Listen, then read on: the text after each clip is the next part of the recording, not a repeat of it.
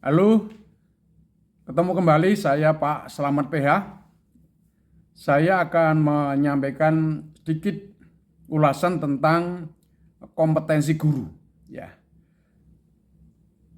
tidak cukup guru itu hanya memiliki kompetensi. Nah, menurut Undang-Undang Nomor 14 tahun 2005 tentang guru dan dosen bahwa eh, guru itu harus memiliki kompetensi, yaitu adalah kompetensi pedagogik, kompetensi kepribadian, kemudian kompetensi sosial dan kompetensi profesional.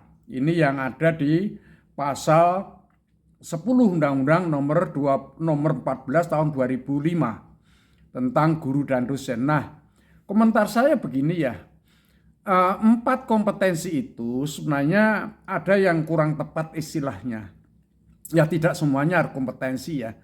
Umpamanya kompetensi pedagogik itu bagaimana cara mengajar dan membelajarkan peserta didik itu oke, tidak masalah.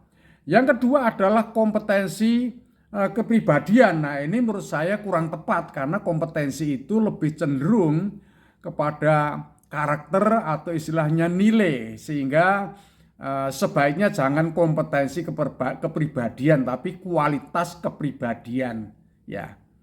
Lalu yang berikutnya lagi adalah kompetensi sosial, itu masuk akal karena siap manusia ketika kita berhubungan dengan peserta didik khususnya dalam mengajar pasti seorang guru harus mempunyai kompetensi sosial.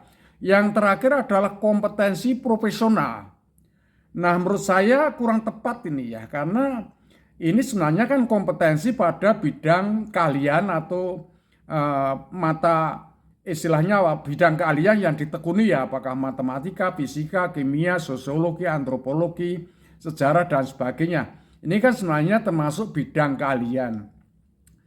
Lalu dinamakan kompetensi profesional. Menurut saya kok kurang tepat ya, karena kalau kita menyebut guru profesional itu adalah memang guru yang memiliki kompetensi pedagogik, kemudian kualitas kepribadian, kompetensi sosial, dan mestinya kompetensi bidang keahlian. Jangan disebut kompetensi profesional. Karena apa? Kalau kita menyebut guru yang profesional itu kan sebenarnya menyeluruh ya, mencakup 4 kompetensi tadi, sehingga lalu mestinya diganti saja dari kompetensi profesional menjadi kompetensi bidang keahlian. Sehingga lalu kalau kita menyebut guru profesional itu bukan semata-mata hanya pada bidang keahlian, tapi keseluruhan mulai dari 4 kompetensi yang saya sebut, mulai dari kompetensi pedagogi, kualitas kepribadian, kemudian kompetensi sosial dan juga kompetensi bidang keahlian. Ini perlu saya sampaikan dulu. Nah, begini ya, kalau kita ringkas begini, guru itu mestinya memiliki kompetensi, ya, kemudian plus rasa ingin tahu yang tinggi, yang itu nanti akan membuahkan kreativitas, inovasi, invensi, dan sebagainya. Sehingga guru itu tidak cukup hanya memiliki kompetensi, tapi plus rasa ingin tahu yang tinggi. Yang kembali lagi kalau nanti guru itu hanya kompetensi, tidak memiliki rasa ingin tahu yang tinggi, dia tidak akan kreatif, inovatif, inventif, tidak juga akan membuahkan, menghasilkan hal-hal baru yang tidak meniru asli dan tidak replikasi. Nah karena itu tidak cukup kalau guru itu hanya memiliki sejumlah kompetensi, tapi plus rasa ingin tahu yang tinggi yang itu diterjemahkan tadi. Banyak kreativitas, invensi, inovasi, dan seterusnya itu pada dasarnya di wilayah bukan kompetensi, tapi rasa ingin tahu. Ya. Ini yang perlu saya sampaikan. Selain itu, guru kalau memang disebut profesi di undang-undang kan memang guru itu profesi ya, tapi sebenarnya saya tidak terlalu percaya ya. Karena kalau profesi itu ada independensi ya dari orang yang bersangkutan. pamannya pilot. Itu profesi benar itu, karena yang menentukan naik turun, landing, take off itu kan pilotnya. Meskipun lalu ada airport traffic control, tapi intinya kan independensi pilot itu sangat tinggi sekali gitu ya. Itu pilot. Dokter juga begitu. Dokter itu juga profesi. Ya, akuntan juga profesi. Arsitek juga profesi. Nah, artinya apa? Dikatakan profesi apabila ada independensi dari yang bersangkutan. Nah, sementara guru ini ya terus terang saja masih diberi aran-aran dari kepala sekolahnya, dari kepala dinas pendidikannya.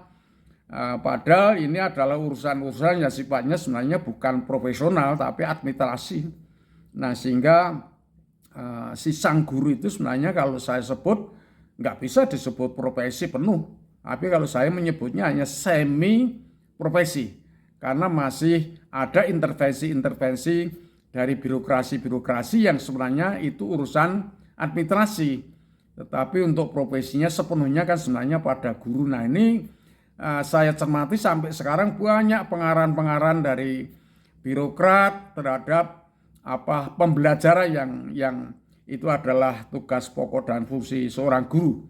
Nah, saya mempunyai pandangan demikian. Kalau memang guru itu dikatakan sebagai profesi, saya mencatat kalau dikatakan guru itu profesi harus punya tiga hal. Yang pertama, sang guru harus tahu teori profesi.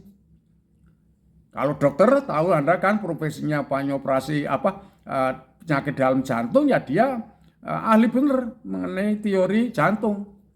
Demikian juga yang THT, demikian juga yang urologi. Nah, mereka mempunyai teori-teori tersebut, teori profesi tersebut. Nah, kalau di guru gimana? Teori profesinya apa? Ya, menurut saya dua hal yang pokok. Yang pertama adalah teori profesi tentang bidang keahlian yang diajarkan. Yang kedua adalah pedagogiknya. Itu dua hal yang menurut saya merupakan teori profesi yang harus dimiliki oleh seorang guru. Meskipun juga nanti ada kompetensi sosial diperlukan karena komunikasi dengan orang lain kan, tapi juga yang disebut dengan kalau guru itu dituntut teori profesi sebenarnya dua hal tadi. Ya, sekali lagi dia harus teori di bidang keahliannya, tahu punya teori profesi di bidang keahliannya. Yang kedua adalah pedagogiknya, itu teori profesi guru, pedagogik plus bidang keahlian. Yang kedua, guru tidak bisa hanya hanya memiliki teori profesi, tapi juga harus punya praktek profesi. Artinya apa? Dia tahu bidang keahliannya itu, dia master hebat, ya juga tahu bagaimana cara mengajar. Tetapi ketika mengajar di ruang kelas, di laboratorium, di tempat praktek, ya dia harus profesional. Tidak hanya teori saja, tapi prakteknya juga harus profesional. Itu. Nah, lalu yang ketiga, seorang guru itu juga harus memiliki etika profesi. Etika itu apa? Etika itu hanya kehendak baik kok, intinya begitu. Banyak seorang dokter, kehendak baiknya apa? Ya pasiennya sembuh. Kalau guru gimana? Ya siswanya cerdas. Ini kan sederhananya begitu, meskipun nanti di etika profesinya masing-masing banyaklah ada kode etik guru, ada kode etik dokter, dan lain-lain. Itu yang intinya yaitu bahwa etika profesi itu mengajak supaya para orang-orang yang menekuni di bidang profesi masing-masing itu mempunyai kehendak yang baik. Ya, saya ulangi lagi, kalau di bidang pendidikan kehendak baiknya apa? Ya mencerdaskan peserta didik. Kalau dokter apa? Ya menyembuhkan pasien. Kalau pilot apa? Ya menerbangkan pesawatnya dengan selamat. Ya, saya pikir itu dulu masih.